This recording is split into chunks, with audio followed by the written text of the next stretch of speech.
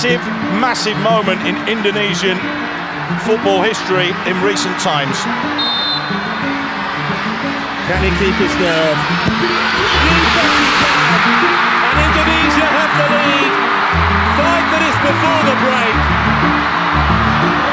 You can't say we don't deserve it, and that's how to take a penalty.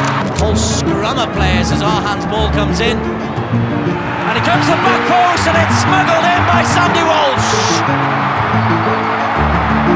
First international goal for the Mechelen defender.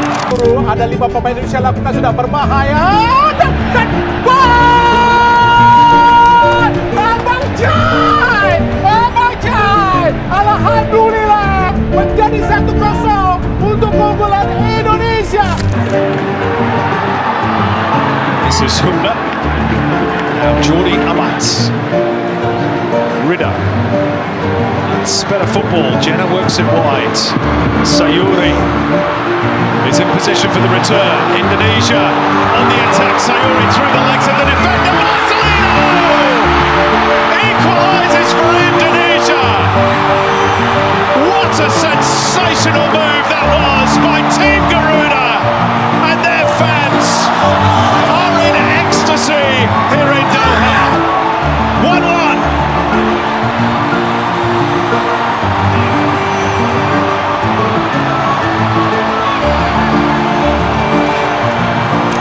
Masih masuk ke Ferdinand, pada Marcelo, Rizky Ridho, umpan pada Witan Sulaiman dan alhamdulillah, luar biasa Witan Sulaiman. Up to the ball, and it's Indonesia that progress, winning on penalties over Korea. The 2020 champions are out. Indonesia.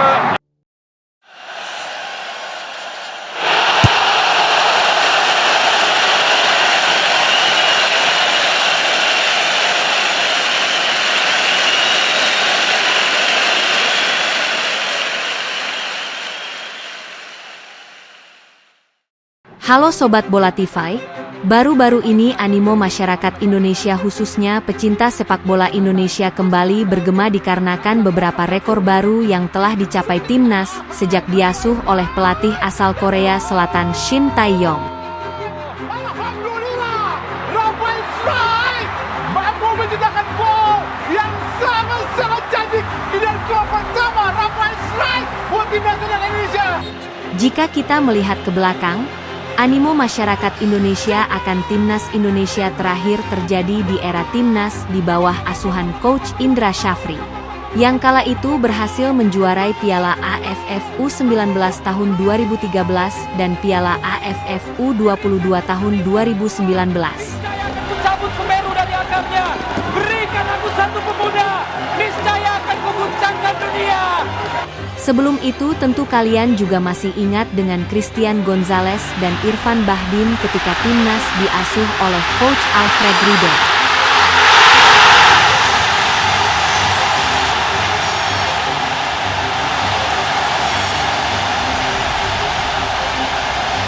Kala itu timnas Indonesia berhasil melesat ke babak final Piala AFF tahun 2010. Saat ini timnas Indonesia kembali menorehkan sejarah baru di bawah asuhan Coach Shin Tae-yong. Indonesia berhasil lolos untuk pertama kalinya di Piala Asia U23 tahun 2024. Meskipun harus mengakui keunggulan Uzbekistan di babak semifinal dan Irak di perebutan juara ketiga. Akan tetapi tahukah Sobat Bola TV kalau sebelumnya timnas Indonesia sudah pernah berlaga di Olimpiade dan bahkan Piala Dunia? Timnas Indonesia yang pada saat itu masih bernama Hindia Belanda merupakan tim Asia pertama yang berlaga di Piala Dunia FIFA tahun 1938. Hal ini juga diakui oleh FIFA sebagai Asosiasi Sepak Bola Dunia dan penyelenggara ajang Piala Dunia. Timnas Indonesia bertanding dengan nama Dutch East Indie atau Hindia Belanda. karena kala itu masih menjadi negara jajahan Belanda. Meski menggunakan nama Hindia Belanda, timnas juga tetap diperkuat oleh putra-putra bangsa. Pemain timnas yang diberangkatkan ke Prancis saat itu terdiri dari etnis Tionghoa, Indo-Eropa, dan pribumi. Sistem kualifikasi Piala Dunia kala itu berbeda dengan yang ada saat ini. Dahulu, negara dari benua yang belum memiliki wakil di Piala Dunia 1930 akan mendapatkan undangan. Asia merupakan salah satu benua yang pada saat itu belum pernah menginjakkan kakinya di perhelatan Piala Dunia. Kemudian, Jepang dijadwalkan menjadi satu-satunya yang akan mewakili benua Asia di ajang tersebut. Tak berselang lama, Jepang tiba-tiba menyatakan mundur dari Piala Dunia. Alhasil, Hindia Belanda dianugerahkan tempat sebagai wakil benua Asia kala itu. Meskipun terdiri dari berbagai etnis, kapten timnas Hindia Belanda saat itu berasal dari kaum pribumi. Putra bangsa tersebut bernama Ahmad Nawir.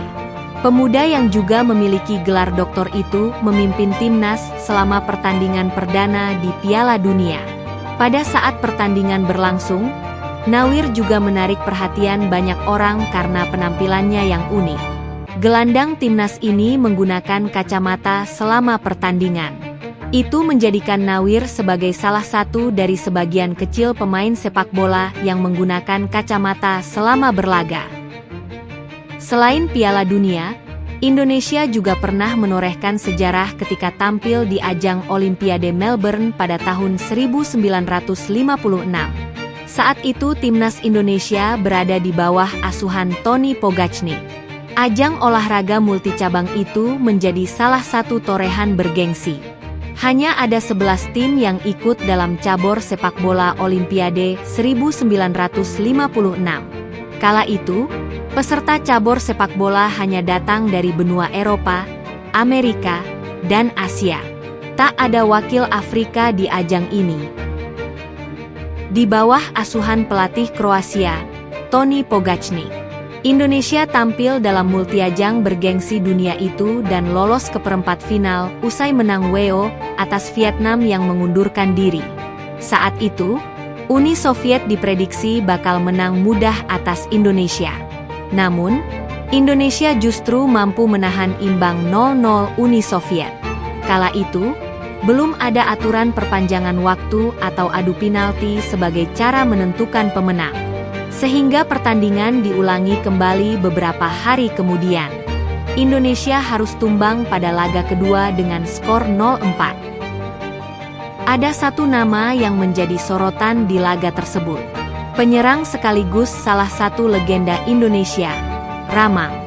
FIFA pada 26 September 2012 bahkan mengeluarkan artikel khusus untuk mengenang 25 tahun wafatnya Ramang.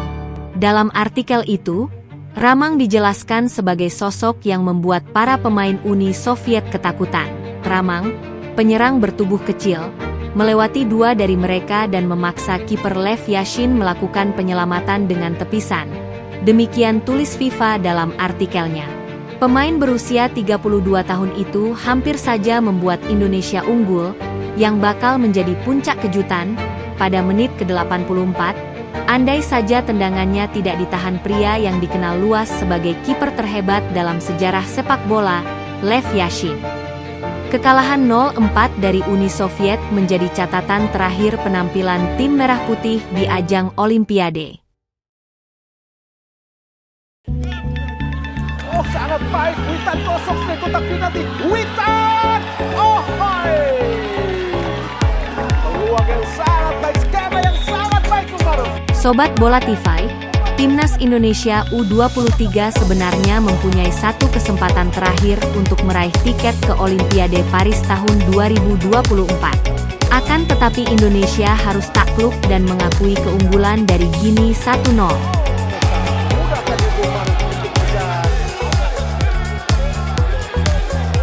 Setelah gagal memastikan diri untuk tampil di Olimpiade Paris tahun 2024, Timnas senior Indonesia masih mempunyai dua laga penting. Pada Juni mendatang, Ada 2 pertandingan penting yang akan dihadapi Indonesia. Skuad Garuda akan menjamu Irak dan Filipina pada ajang kualifikasi Piala Dunia 2026 zona Asia. Jadwal Timnas Indonesia lawan Irak bergulir pada 6 Juni. Lalu pertandingan selanjutnya kontra Filipina pada 11 Juni. Kedua laga dijadwalkan berlangsung di Stadion Utama Gelora Bung Karno, Jakarta. Indonesia saat ini berada di peringkat kedua klasemen Grup F dengan koleksi 7 poin. Wakil Merah Putih hanya butuh 1 kemenangan demi memastikan 1 tempat di putaran ketiga kualifikasi Piala Dunia 2026 zona Asia. Selain putaran ketiga kualifikasi Piala Dunia 2026 zona Asia, apabila lolos, Timnas Indonesia juga akan mempersiapkan tim untuk gelaran ASEAN Championship 2024 atau yang sebelumnya disebut sebagai Piala AFF. Ajang level Asia Tenggara ini dijadwalkan berlangsung pada November 2024 mendatang. Sobat Bolatify, ayo kita dukung terus perjuangan Timnas Indonesia di laga-laga berikutnya dan berharap Timnas Indonesia dapat menorehkan sejarah-sejarah baru lagi bagi Indonesia. Jangan lupa tekan tombol subscribe, like, dan share video ini untuk berita dan informasi seputar sepak bola nasional dan internasional lainnya.